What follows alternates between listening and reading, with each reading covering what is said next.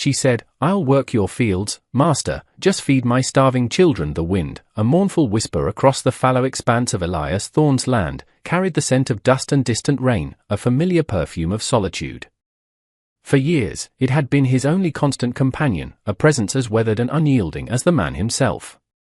His heart, a fortress built of loss and silence, knew no other rhythm than the turn of seasons and the ache of memory. The town of Redemption, a cruel irony of a name, lay a day's ride away, a place he visited only when necessity's teeth bit too deep.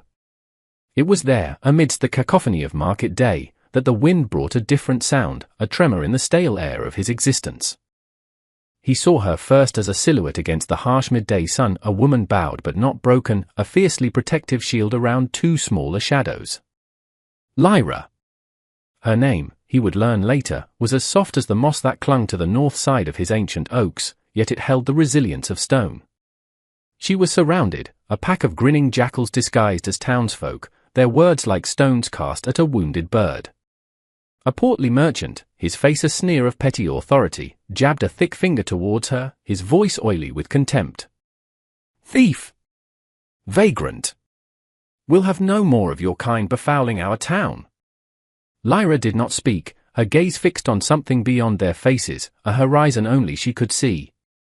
Her arms tightened around the children, Ilara, barely 6, whose eyes, wide and dark, missed nothing, and Finn, a wisp of a boy, clinging to her worn skirt, his small face buried in its folds. Elias watched, his hand resting on the worn axe handle tucked into his belt, a familiar weight. The scene was an old one, humanity's ugliness replayed on countless stages. But the tremor in Finn's small shoulders, the way Ilara's chin trembled despite her rigid stance, these were new barbs in his calloused soul. He moved, not with conscious thought, but with an instinct long dormant. His shadow fell over the merchant, eclipsing the man's righteous fury. Elias was not a large man, but decades of solitude and hard labor had carved him into something elemental, something the townsfolk instinctively understood as dangerous. "What's the trouble here?" His voice was rust, grating, and unused. The merchant, flustered, puffed himself up. This woman. She was trying to steal bread. Her brats are probably riddled with disease." Lyra's head snapped up, a spark of fire in her exhausted eyes. "We asked. We did not steal." Her voice was low, threaded with a weariness that went bone deep, yet clear as a winter stream.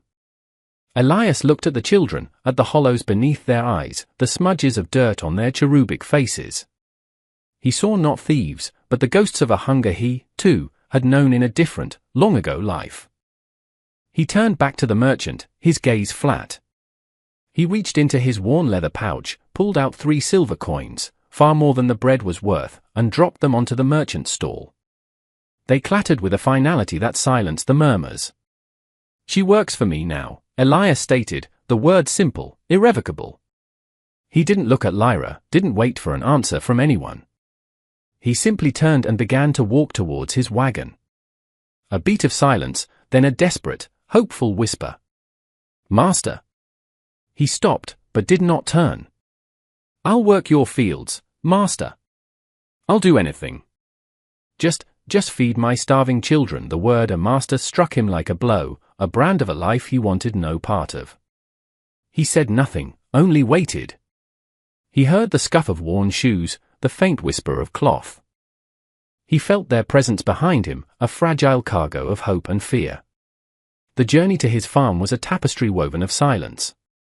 Lyra sat stiffly on the wagon seat, the children huddled between them, Ilara's watchful eyes flitting from Elias's stoic profile to the passing landscape, Finn eventually succumbing to an exhausted sleep against his sister's small shoulder. Elias felt their vulnerability like a physical weight, a stark contrast to the familiar emptiness of his life. His farm was a testament to his solitude.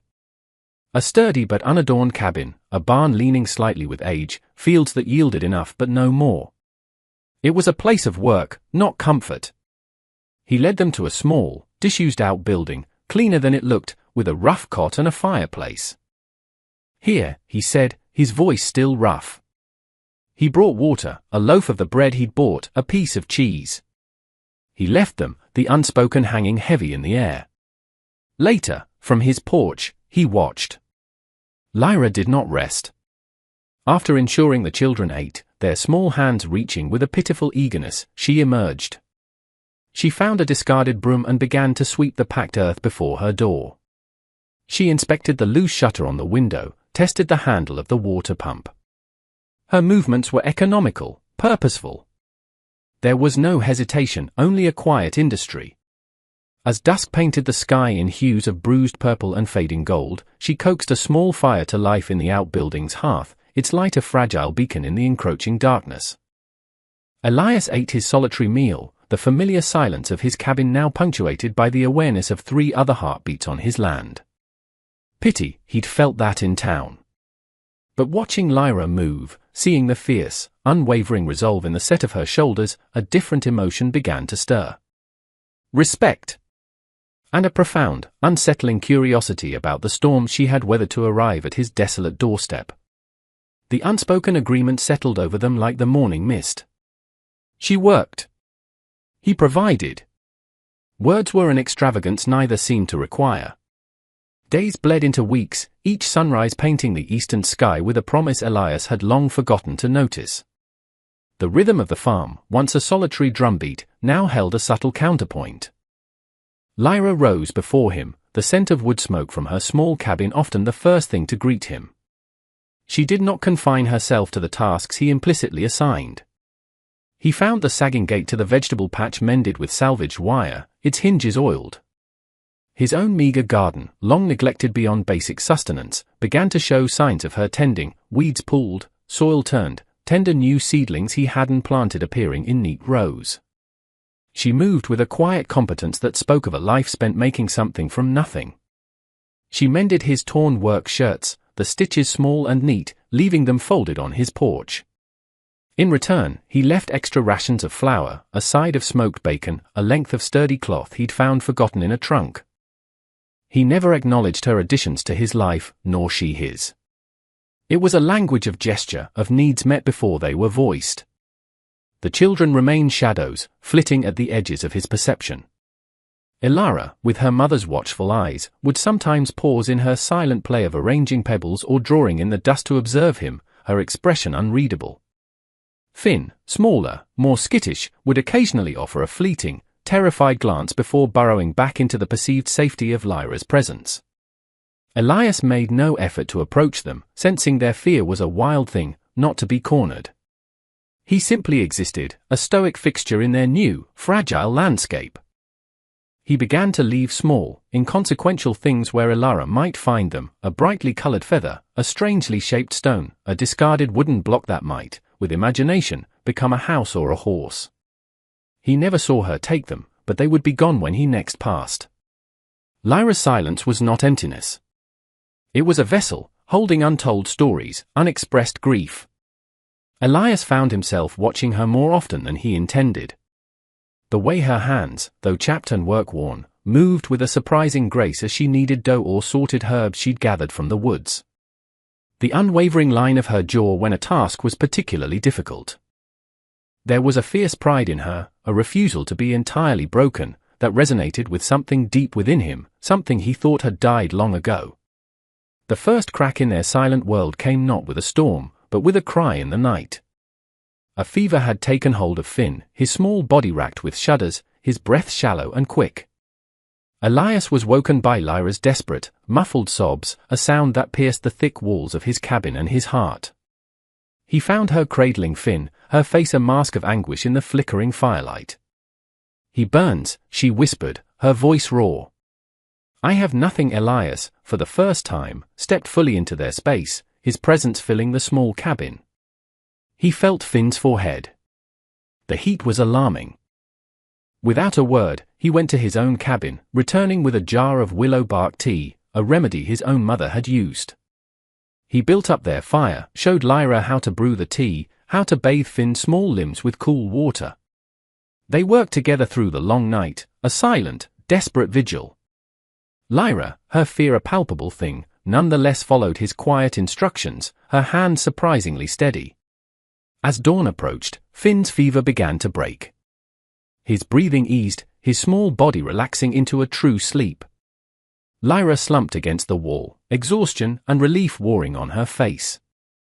Elias watched her, the harsh lines around his own mouth softening almost imperceptibly. He had seen her strength in labor, her resilience in hardship. Now he saw her vulnerability, the fierce, consuming love of a mother. Later that day, as the sun climbed high, Finn sleeping peacefully, Lyra found Elias by the creek, mending a fishing net. She stood for a long moment, watching the sure, methodical movement of his hands. They took everything, she said, her voice barely above a whisper, addressed to the flowing water as much as to him. My husband, he believed the whispers. That we were cursed. Elara asks too many questions, they said. Finn, too quiet. Not like other children, she paused, her breath catching. They drove us out. Said we'd bring blight to the village. Elias didn't stop his work, but his hand stilled for a moment. He offered no false comfort, no easy words. He simply nodded, a small, almost imperceptible movement. But in that nod, Lyra felt something shift. An understanding. A shared acknowledgement of the cruelty of the world, and perhaps, the faintest glimmer of shared sanctuary. The next morning, a roughly carved wooden bird, smoothed by calloused hands, lay on the step of Lyra's cabin. Finn, when he woke, clutched it as if it were the most precious treasure in the world, a small, hesitant smile gracing his lips for the first time in Elias's presence. The silence between them remained, but it was different now, less a wall and more a quiet space, holding the unspoken weight of shared experience. The fragile piece of their isolated world was not destined to last. The turning leaves of autumn brought with them the need for supplies, for salt and flour and iron, things the farm could not provide. Elias had put off the journey to redemption as long as possible, a knot of unease tightening in his gut at the thought of exposing Lyra and the children to the town's venom again. But winter was a harsh master, unforgiving of unpreparedness. He considered leaving them, but the memory of Finn's fever, of Lyra's desperate face, stayed his hand. And a deeper, unacknowledged reluctance to leave her, even for a few days. He decided Lyra would accompany him. Elara, though young, had a solemn maturity about her. He instructed her to keep Finn inside, to bolt the door, to speak to no one. Lyra, her face pale but resolved, agreed. She bundled Finn in Elias's old coat, kissed Elara's forehead, her eyes conveying a mother's silent litany of warnings and love. The town, when they reached it, was as unwelcoming as a nest of disturbed hornets. Whispers followed them like shadows, eyes like flinty arrowheads. Elias felt Lyra flinch beside him, her hand instinctively going to the worn shawl wrapped around her shoulders, as if to ward off their malice. He kept his expression impassive, his gaze fixed ahead, but his awareness of her silent struggle, was acute.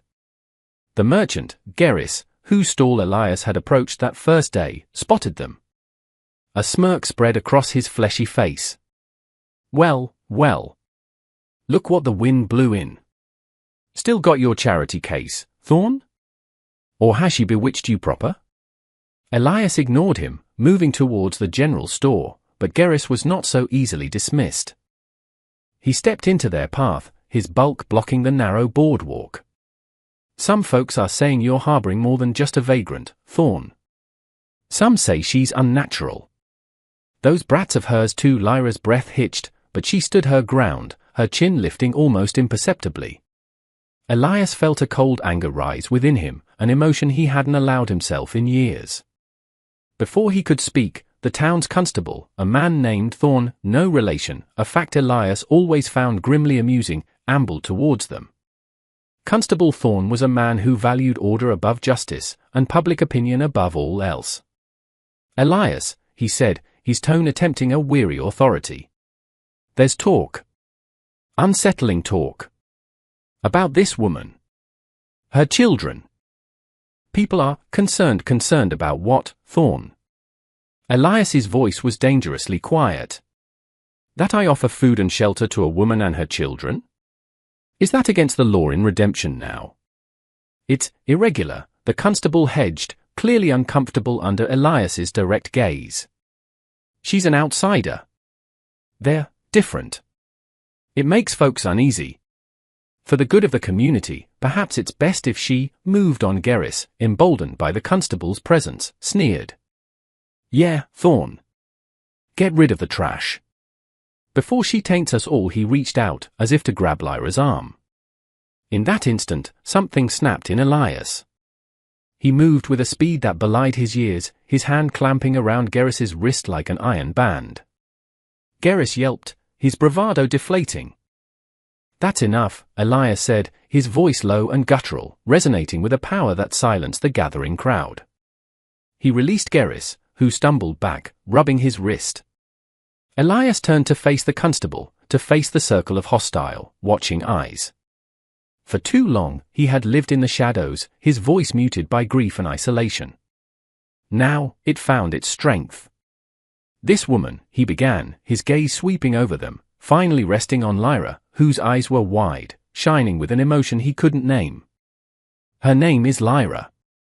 She has worked my land, tended my home, with more honesty and dedication than any two of you put together. He gestured towards the silent, judgmental faces. You speak of community? Of decency? I see little of it here. I see fear. I see cruelty born of ignorance. His voice rose, carrying over the stunned silence. She and her children have earned their place. They have suffered enough at the hands of people like you. This is my land. My home. And they will stay. He paused, his eyes locking with Constable Thorn's. If anyone has a problem with that, they answer to me. There was no mistaking the challenge, the absolute finality in his tone. The crowd shifted, murmured, but no one met his gaze. Constable Thorn, red-faced and flustered, muttered something about maintaining peace and backed away. Garrus, nursing his wrist, glared but said nothing more. Elias turned to Lyra. Her face was illuminated by a profound, incredulous gratitude. He saw the shimmer of unshed tears in her eyes, but also a new strength, a reflection of the stand he had just taken. He offered her his arm, a gesture so foreign to him it felt monumental.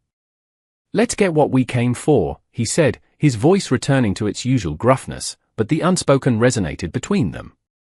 He had not just offered her protection, he had claimed her, and her children, as part of his world, publicly and unequivocally. Their bond, forged in silence and shared labor, was now sealed in defiance. As they walked towards the store, the whispers that followed them were different now, tinged with fear, with grudging respect, and perhaps, for the first time, a sliver of doubt in their own righteousness. Lyra's step, beside him, was lighter than he had ever known it. The stand Elias took in town did not end the threat, it merely drove it underground, where it festered like a hidden wound. Garrus, humiliated and vengeful, along with a few like-minded townsmen nursing grievances real or imagined, saw Elias's farm not as a sanctuary, but as an affront. They saw Lyra as a blight, her quiet resilience a mockery of their fear-fueled superstitions. The whispers grew louder in the tavern, fueled by cheap ale and malice. They spoke of stolen goods, of dark magic, of the need to cleanse the Thorn homestead. The climax arrived not with the subtlety of changing seasons, but with the brutal clarity of a winter storm, an unnatural squall that swept in with little warning, mirroring the tempest brewing in the hearts of men. It was a night of howling wind and driving sleet, the kind of night that blurred the lines between the wild and the tamed, when the thin veneer of civilization felt most fragile. Inside Elias's cabin, a warmth Lyra had cultivated now permeated the space. Finn slept soundly in a small bed Elias had fashioned, Lyra reading by the firelight from a worn book of fables he'd unearthed. Lyra mended, her needle moving with a steady rhythm, while Elias sharpened his axe, the rhythmic rasp of stone on steel a counterpoint to the wind's fury. A sudden, frantic barking from Blue, Elias's old hound, shattered the peace. The dog, usually placid, was at the door, hackles raised, a low growl rumbling in his chest. Elias was instantly alert. He exchanged a look with Lyra. Her eyes, wide and knowing, reflected his own grim understanding. They were not alone. He unbarred the door, peering into the swirling sleet. Figures, dark against the white, were moving towards the cabin, torches guttering in the wind. Garrus. And at least 4 others, armed with clubs and pitchforks. Stay inside, bolt the door behind me. Keep the children away from the windows, Elias commanded, his voice tight. He grabbed his axe, his face a grim mask. Lyra's hand shot out, gripping his arm.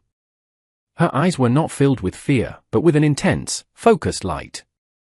"The root cellar," she said, her voice urgent, low. "The old entrance, behind the woodpile. I cleared it. It leads out to the creek bed. They won't look there." Elias stared at her. He'd forgotten about that entrance, long since collapsed and overgrown. Her foresight, her quiet preparation, stunned him.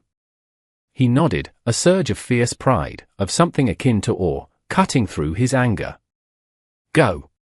Take them." But Lyra shook her head. "You'll need help. Elara can get Finn there. She knows the way." She turned to her daughter, her voice calm, firm. "Elara, my brave girl. Take Finn. Quickly. Be silent. Wait for us by the old willow." Elara, her small face pale but resolute, nodded once, her eyes mirroring her mother's courage. She took Finn's hand, pulling him from his sleepy confusion, whispering reassurances. Lyra pressed a small bundle, bread, a blanket, into Elara's hands. Then, she turned back to Elias, picking up a heavy iron poker from the hearth. "We defend our home," she said simply. The attackers were at the door, their drunken shouts carried on the wind. Elias met the first one, Geras, with a roar, his axe a silver blur. The fight was brutal, desperate. Elias, fueled by a righteous fury, fought like a cornered bear, but they were outnumbered. A blow from a club caught him on the shoulder, sending a shockwave of pain down his arm. He stumbled, and another man lunged. It was then that Lyra moved. She was not a warrior, but she possessed a wild, untamed spirit, a mother's ferocity. She swung the poker, connecting with the side of an attacker's head, sending him sprawling. Her sudden, unexpected intervention gave Elias the moment he needed to recover. But another attacker, seeing Lyra, lunged for her, a cruel leer on his face. Elias roared, trying to get to her, but he was engaged. Suddenly, a small, piercing scream cut through the chaos. "Elara!" She stood at the edge of the clearing, near the woodpile, not cowering, but pointing, her voice thin but clear over the wind. "Fire! The barn! They've set the barn on fire!" The attackers hesitated, their attention diverted. The barn, full of hay and dry timber, was going up like a torch, flames leaping into the storm-tossed sky, casting an eerie, dancing light. In that moment of distraction, Lyra acted with uncanny intuition. She grabbed a bucket of icy water kept by the door and flung its contents not at an attacker, but at the base of the largest, sputtering torch held by one of the men. It hissed and died, plunging their immediate vicinity into deeper shadow, confusing them further. Elias pressed his advantage, driving them back from the cabin. The sight of the burning barn, the ferocity of Elias and Lyra, and perhaps the sheer unexpectedness of a child's courage, seemed to break their drunken resolve. They were thugs, not soldiers. With curses and panicked shouts, they began to retreat, Geras casting one last venomous look before disappearing into the swirling sleet and darkness. Elias leaned heavily on his axe, his shoulder screaming, the smell of smoke acrid in his lungs. Lyra was beside him, her breath coming in ragged gasps, the poker still clutched in her hand. They had held. They had survived. He looked at the burning barn, a symbol of his past, now turning to ash. Then he looked at Lyra, her face smudged with soot, her eyes blazing with a fierce, protective light. And he knew, with a certainty that settled deep in his bones, that something far more precious had been saved. The first pale light of dawn crept over a ravaged landscape. The storm had passed, leaving behind a world cloaked in an eerie silence, broken only by the mournful crackle of the smouldering barn and the drip of melting sleet from the eaves of the cabin. Elias sat heavily on the cabin steps, his injured shoulder crudely bandaged by Lyra's surprisingly deft hands. Pain throbbed with every beat of his heart, but it was a distant ache compared to the turmoil within him. Lyra emerged from the cabin, carrying 2 steaming mugs. She handed one to him, her fingers brushing his, a fleeting touch that sent a tremor through his weary frame. She had found Elara and Finn by the creek bed, cold and terrified, but safe. They were now asleep inside, exhaustion having finally claimed them. They sat in silence for a long time, watching the smoke curl lazily into the grey sky. The devastation was stark, the barn, his tools, a season's worth of hay, all gone. Yet, looking at Lyra, at the quiet strength in her profile as she gazed at the ruins, Elias felt not despair, but a strange, unbidden sense of peace. The things he had lost were mere wood and iron. The things he had defended, the things she had helped him save, these were alive, breathing, infinitely more precious. He turned to her, the words he needed to say forming slowly, painfully, like thawing earth. He was not a man of grand pronouncements, his emotions long buried beneath layers of grief and solitude. "Lyra," he began, his voice hoarse, raw from the smoke and the night's exertions. She met his gaze, her eyes clear, waiting. He gestured vaguely towards the fields, towards the cabin, towards the smouldering ruins and the untouched forest beyond. This place, it was just land. Just a place to be alone. He paused, searching for the right words, words that could convey the shift within him, the new landscape of his heart. You and the children," he took a ragged breath. "You made it a home." He looked down at his calloused hands, then back at her, his gaze direct, vulnerable in a way he hadn't allowed himself to be in decades. "Stay, Lyra. Not just for shelter. Not just for work." He reached out, his hand covering hers where it rested on the step beside him. Her skin was cool, but a warmth spread from her touch, chasing away the lingering chill of the night. "Stay," he repeated, his voice softer now, imbued with a plea he hadn't known he was capable of. "With me. Make this our home." Together Lyra's eyes, those deep pools of resilience and sorrow, slowly filled with tears. But these were not the tears of grief he had witnessed before. A fragile, luminous smile touched her lips, a dawn breaking across her face. She didn't speak for a moment, her gaze holding his, a silent conversation passing between them that transcended words. Then, she turned her hand beneath his, her fingers lacing with his, a firm, sure grip. "Elias," she whispered, his name a soft melody, a promise. Yes, the word was simple, yet it held the weight of a lifetime, the promise of a shared future. In the quiet aftermath of violence and fear, in the ashes of what was, a new foundation was laid, built not of timber and stone, but of courage, trust, and a love as tenacious and resilient as the wild herbs she coaxed from the unforgiving soil. Months later, spring breathed new life into the Thorn homestead. Where the barn once stood, a smaller, sturdier structure was rising, built by Elias's hands with Lyra often beside him, passing tools, offering quiet suggestions. The fields, plowed and planted, promised a bounty richer than any Elias had known alone. Flowers Lyra had planted in salvaged tins and cracked pots bloomed in vibrant defiance along the cabin walls, their colors a stark contrast to the monochrome existence Elias had once endured.